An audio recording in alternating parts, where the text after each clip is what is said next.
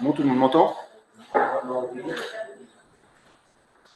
Ok, donc excusez-nous pour cette ce petit contretemps, on va dire, technique.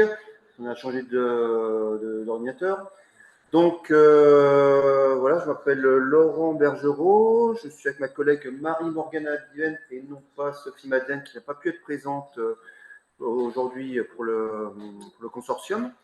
Et donc, nous allons vous présenter donc, le compte-rendu de l'atelier 4 du consortium qui concerne donc, les réalités étendues comme cadre d'expérimentation en SHS. Donc, ça a impliqué notamment donc, les personnes que vous voyez affichées à l'écran, donc 9 personnes, voilà, qui ont un peu spécialistes, on va dire, les unes et les autres dans différentes entités, aussi bien du côté de Caen que de Brest, que de Nancy, Lyon, Marseille, et je crois que j'oublie personne. Voilà. Donc, déjà, hop, réalité étendue. Alors, pourquoi on a utilisé ce terme-là? Donc, c'est une définition donc, qui est dérivée du terme anglais Extended Reality, qui est en fait donc la définition même donnée par Wikipédia. Pourquoi j'ai ça? Hop, excusez-moi. Retour. C'est la mise en œuvre, la réalité étendue, c'est la mise en œuvre de réalité augmentée, réalité virtuelle et de réalité mixte en un seul terme générique,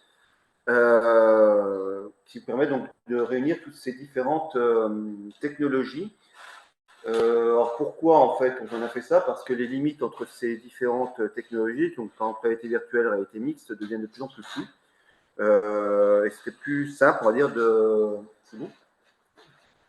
On fait aussi de.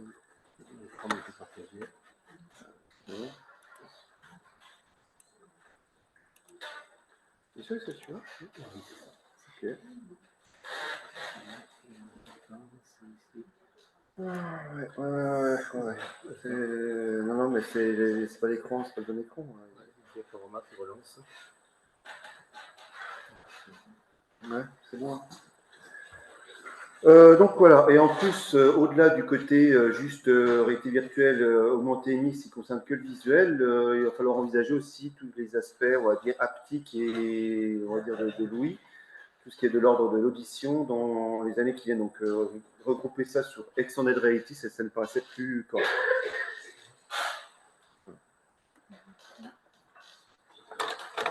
Alors, les questionnements autour de cet atelier ont vraiment émergé l'année dernière, en 2022. Il y avait vraiment une volonté de mettre à plat finalement ce qu'étaient les réalités étendues, parce que c'est vrai que c'est un terme qu'on entend beaucoup, mais comme l'a précisé Laurent, finalement c'est assez flou, donc on voulait mettre les choses au clair et comprendre finalement quelles étaient les utilisations, les usages de cette technologie. Donc le but, c'était finalement de travailler sur un questionnaire qui permette voilà, de répondre à ces questions, surtout au niveau des technologies et du matériel et des logiciels qui sont utilisés. Donc concernant cet atelier et la mise en place du questionnaire, comme l'a précisé Laurent, ce qui était intéressant dans cet atelier, c'est que finalement, on avait des profils des institutions qui étaient différents et donc qui a permis de pouvoir confronter nos expériences commune aussi sur la construction de ce questionnaire. Donc voilà, donc la méthodologie qu'on a employée, c'est un peu similaire, on va dire, ce qui est un peu logique à l'atelier précédent, à la 3D en SHS, aux usages de la 3D en SHS, tout simplement parce que c'est à la base cet atelier une extension quelque part de l'atelier 3D en SHS. Donc, on a utilisé à peu près la même méthodologie, donc un questionnaire qui a été envoyé à différents référents réalité étendue en SHS, donc bien au-delà de juste les différentes entités dont je vous ai parlé avant. On a retenu 3 points importants, après un bon brainstorming, on va dire, qui a eu lieu donc, en début de cette année. Donc, la partie 1 qui permettait de décrire un peu les participants, de connaître un peu leur profil. Une deuxième partie recensant, on va dire, les différents projets et éventuellement les méthodologies qui ont été employées. Et enfin, une partie 3, matériel, logiciel et développement, donc quelque chose d'assez similaire, encore une fois, par rapport à la 3D en SHS, mais là, du coup, plus spécifique et justement tout ce qui est réalité étendue. Et une partie, donc, toujours aussi aussi très intéressante aussi dans ce contexte, on va dire, de la réalité étendue. Comme c'est un secteur pas forcément nouveau, mais on va dire d'un usage encore assez peu développé dans nos domaines, en tout cas en termes de nombre de projets, c'est tout ce qui est perspective et anticipation. Voilà, qui nous permet un peu de savoir ce que voudront ou ont déjà eu comme expérience les différents répondants et ce qu'ils souhaiteraient, on va dire, dans l'avenir. Donc, concernant la mise en place de cet atelier et le déroulement finalement de cette enquête, on peut dire qu'on a vraiment commencé à partir de janvier, donc entre janvier et mai 2023, on était vraiment sur la conception du questionnaire. Donc, c'est forcément une étape qui est relativement longue, puisqu'il faut être sûr de pouvoir combler finalement tous les sujets qu'on souhaite aborder et surtout les informations qu'on souhaiterait avoir. Donc, ça a été voilà, une période assez longue où on a beaucoup discuté entre nous pour essayer de construire un questionnaire qui soit vraiment efficace et pertinent. À partir de juin 2023, donc c'est la mise en ligne de ce questionnaire donc, qui a été envoyé sur différentes listes. Donc, il a fallu, bien entendu, attendre d'avoir des réponses à ce questionnaire. Donc, entre juin et septembre 2023, on s'est laissé un peu de temps justement pour récolter un maximum de réponses. Oui. Donc, on a recueilli les réponses en octobre 2023 et entre octobre et novembre, on est vraiment sur finalement l'étude de ces réponses et la mise en forme du rapport donc, qui sera communiqué par la suite. Donc ce déroulement, c'est un peu pour montrer à peu près l'échelle de temps qu'on a eu pour faire cette enquête, on va dire. Donc les premiers quelques résultats, on va dire qu'on a eu, donc on va vous présenter par les trois différentes parties que je vous ai présentées avant. Donc notamment la description des participants et donc ça inclut aussi une partie formation, donc la description des participants. Comme vous pouvez le voir, ça concerne les répondants, on va dire, à l'enquête, couvre une bonne partie du territoire français, avec pas mal des fois d'entités, on va dire, sur Lyon, ou sur Caen, ou en Normandie, par exemple. Le profil des participants, donc notamment au niveau des disciplines, donc évidemment en SHS et évidemment on a plus une grosse tendance patrimoniale, donc notre cœur de cible était plus lié donc à l'héritage culturel et à l'archéologie. Mais il y a quand même une part de géographes qui ont répondu et une bonne grosse part aussi de sciences de l'information et de la communication. Et on commence aussi à voir que certaines personnes dans le domaine de la psychologie et dans le domaine des... non, c'est pas très bien. J'arrive pas à me relire. Et la psychologie, oui, dans la psychologie et sciences de la musique, et voilà, se sentent aussi concernés, voilà, des profils de répondants. Au niveau des formations, donc on vous a pas mis, je tiens à préciser sur ces résultats, c'est quelques résultats, on a beaucoup plus de réponses qui seront développées, on va dire, dans le rapport du consortium concernant cet atelier. Et donc on a pris pour les formations 2 résultats significatifs, donc notamment au niveau de la formation, qu'on a demandé si les différentes entités dispensaient des formations, en fait, une majorité, non. Et en fait, ça rejoint exactement la question qu'il avait posée par rapport sur la notion de formation, que ce soit pour utilisation des objets, de la création d'objets 3D, mais aussi pour l'usage, on va dire, des différents équipements ou des différentes possibilités d'utilisation de la réalité étendue. Il y a 70% comme de répondants qui non, on ne fait pas de formation. Et aussi, il y a une très grande méconnaissance ou même non-connaissance de contenu de formation des gens en ligne. Donc, en fait, quand on disait contenu de formation, ça concernait aussi un peu des conférences. Donc, il y a quand même eu des conférences qui ont été citées. Donc, évidemment, la Val virtuelle, Digital Heritage, des webconférences Humanistica. Mais quand même, on voit qu'il y a quand même une grande majorité de répondants qui ne connaissent pas en fait l'existence de contenu de formation. Donc, on pense que c'est quelque chose qui est assez commun, on va dire, comment dire, assez assez présent, cette notion de formation dans toutes ces entités, à travers toute la France.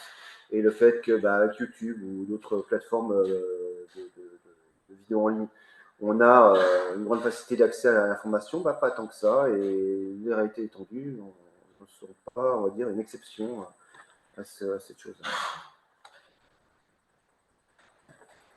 Donc, on a choisi de vous présenter quelques résultats en ce qui concerne vraiment le volet projet et méthodologie.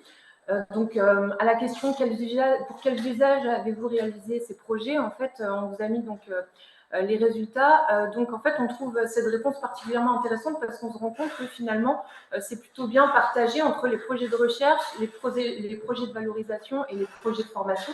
Et donc, c'est fortement lié donc au deuxième graphique qui est vraiment quels sont les publics cibles de ces projets. Donc forcément, les publics cibles, c'est la recherche, c'est l'enseignement et c'est le grand public. Mais je retiens aussi votre attention sur le fait qu'il y a quand même pas mal de pourcentage de projets en fait, qui concernent plutôt un public type politique. Il y a aussi du médical et des spécialistes. Donc ça peut être par exemple des architectes ou des conservateurs. On a également posé la question de savoir si les personnes avaient rencontré des difficultés lors de l'élaboration de leur projet. Il y a une forte majorité de personnes qui ont répondu oui. Et donc, dans ces personnes qui ont rencontré des difficultés, il y a deux types de difficultés. La première difficulté, c'est la difficulté matérielle, donc qui est liée, par exemple, à l'obsolescence du matériel, au problème de performance du matériel. Et la seconde difficulté, c'est la difficulté humaine. Donc, on en a parlé tout à l'heure. Effectivement, il n'y a pas forcément de budget pour créer des postes. Il y a un manque voilà, de moyens humains qui rendent parfois difficile l'élaboration des projets. Et donc, on vous a mis quelques informations également sur le financement. Donc là, on est vraiment sur le budget qui est alloué à l'achat du matériel. Donc, on voit qu'il y a quand même une grande majorité des budgets qui sont compris entre 1 000 et 10 000 euros. Donc, pour les gros budgets supérieurs à 50 000 euros, on est vraiment sur une fourchette qui est relativement petite.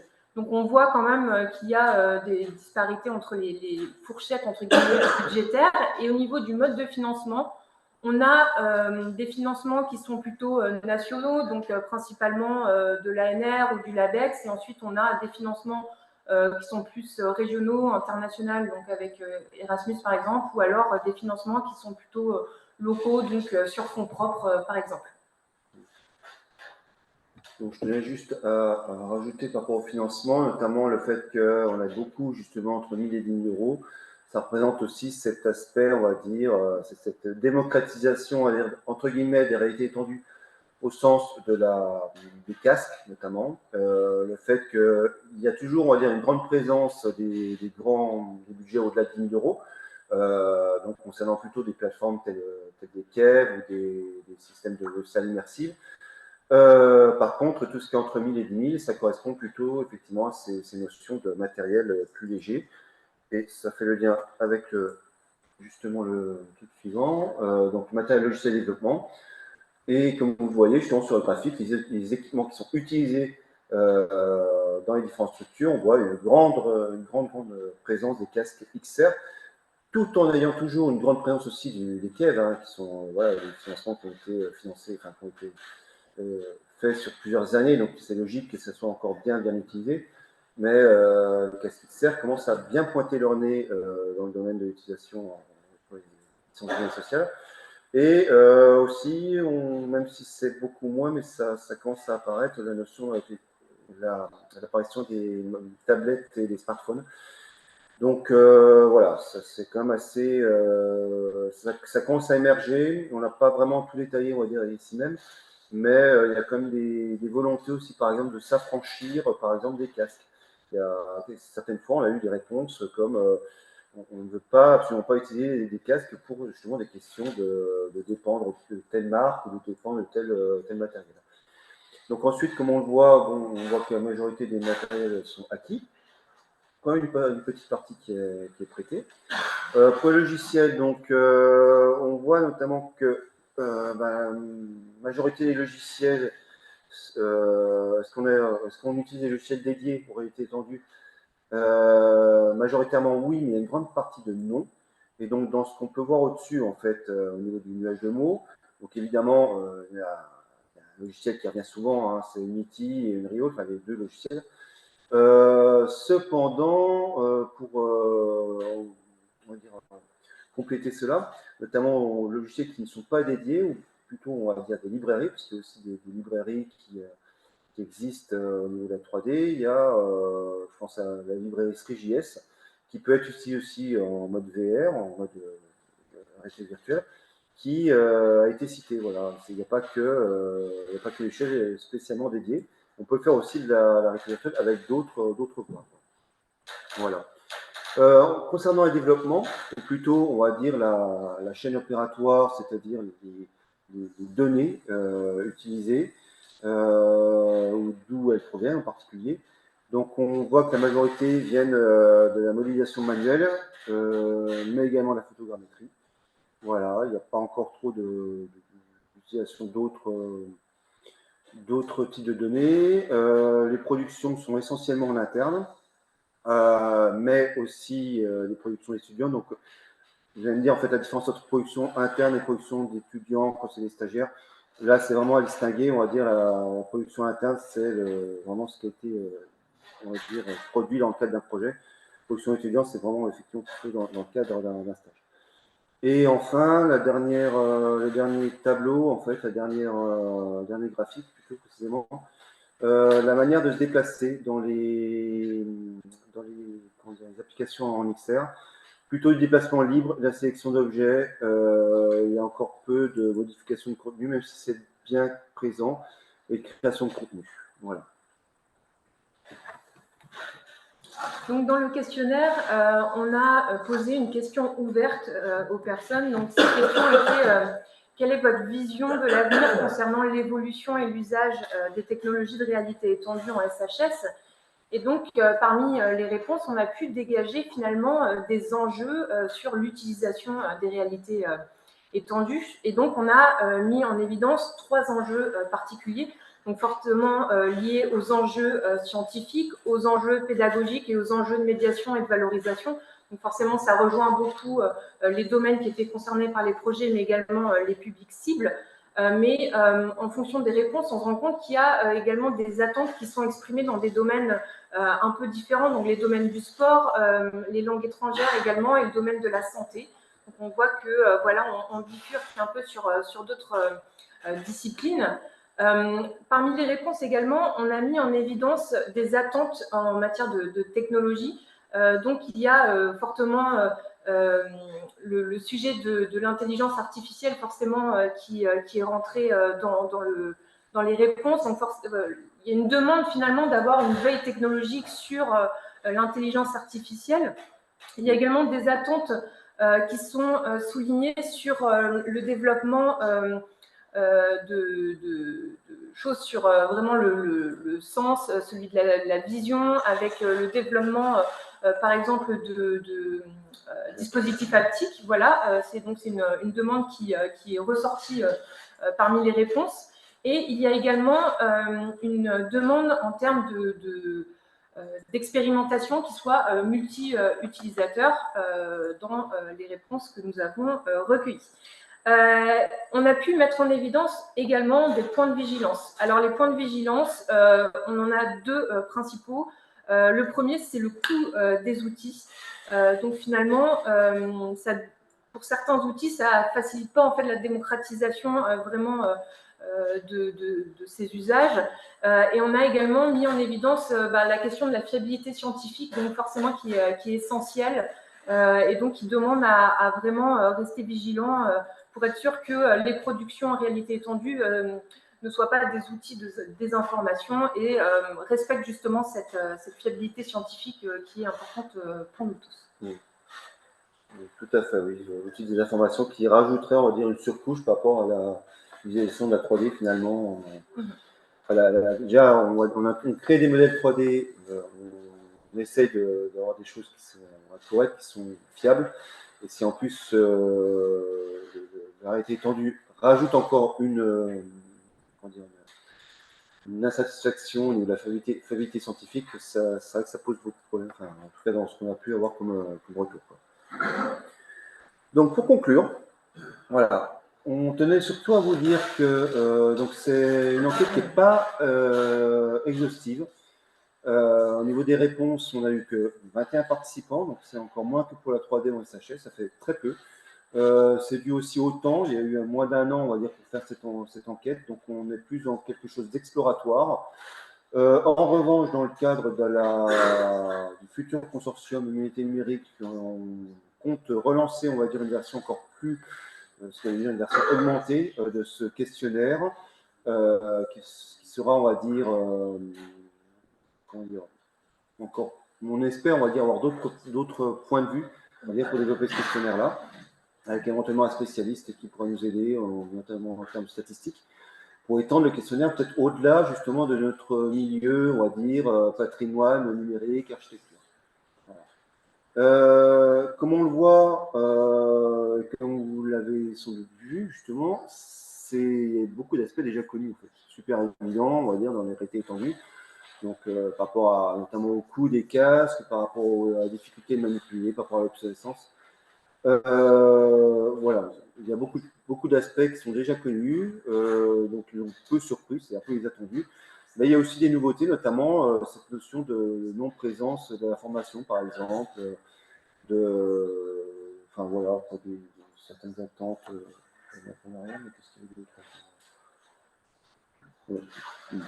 Excusez-moi, je n'ai pas noté.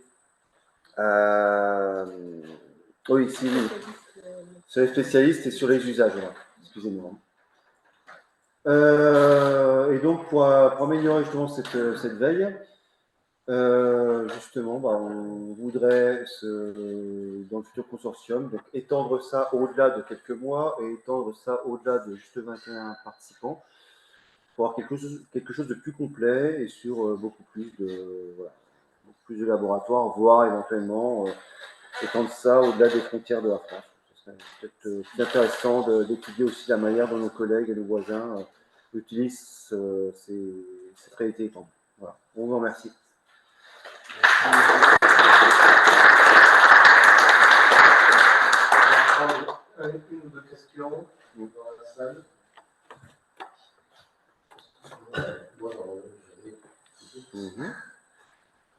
J'avais une question qui a été évoquée, c'est-à-dire qu'il a dit que certaines personnes ne voulaient pas utiliser des casques pour ne pas trop dépendre de certains matériels. Pour moi, c'est vrai que ça pose une question fondamentale dans tout ce qui est expérience en réalité étendue, réalité virtuelle, c'est cette dépendance. Et cette dépendance, la question qu'elle amène, c'est la reproductibilité des expériences. Quand on veut reproduire une expérience qui est devenue en réalité virtuelle, et la refaire ailleurs, sachant qu'il n'y a pas forcément exactement le matériel, ou que c'est la date d'il y a 5 ans, et de toute façon, il ne pourra pas retrouver le même matériel. Pour moi, c'est une question. On peut le poser dans le prochain questionnaire. Je ne sais pas ce que vous pensez. C'est pas. Oui. Non, alors ça, là-dessus, justement, ça fait partie des grosses réflexions. Je pense à prendre un cas d'usage, une application qui a été développée pour, je ne sais pas, pour une église ou pour un site archéologique quelconque, avec un HTC Vive Pro 2, par exemple, donc un matériel très performant, mais qui était surtout très performant il y a 5 ans, très lourd à mettre en place, avec une version du chez Unity de 2019. Typiquement, ça, pour remettre ça en usage actuellement, bon courage.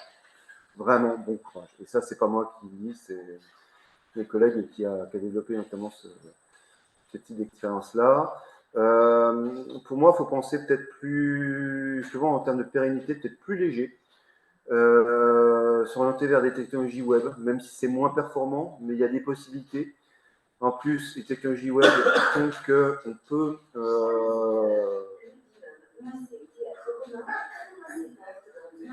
tout à fait. On est content de le savoir. On a le message de fermeture du musée. Ah, super, genre en allemand. Waouh!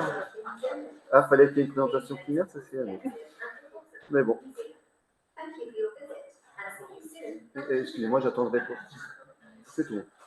Oui, donc le côté en ligne, voilà. Donc oui, Xavier, le côté en ligne, en fait, c'est-à-dire que quelque chose qui peut être cross-platform, c'est-à-dire qu'on peut à la fois utiliser dans des casques, sur des smartphones, sur des tablettes, sur des ordinateurs, et qui en même temps, au niveau mise à jour, ne nécessite pas justement de devoir s'adapter systématiquement et de devoir être recompilé, de devoir être redéployé sur tel ou tel truc. Même si c'est non performant, je pense que c'est, de notre cas, peut-être une question à creuser. Voilà. Et aussi, c'est en fonction de l'usage, c'est pareil. C'est que si c'est pour un projet en particulier, par exemple, dans le cadre d'un festival, dans le cadre d'une présentation, je ne sais pas, à Rome ou ailleurs, oui, là, c'est des choses qui peuvent être développées de manière unique. Mais ce sont vraiment des choses beaucoup plus pérennes, on va dire, des choses qui, faut s'orienter vers quelque chose de, voilà, de peut-être plus léger, des modèles plus simples, mais des choses qu'on peut mettre en ligne. Voilà. En tout cas, c'est mon expérience pour l'instant va dans cette direction-là. Merci beaucoup. Ouais.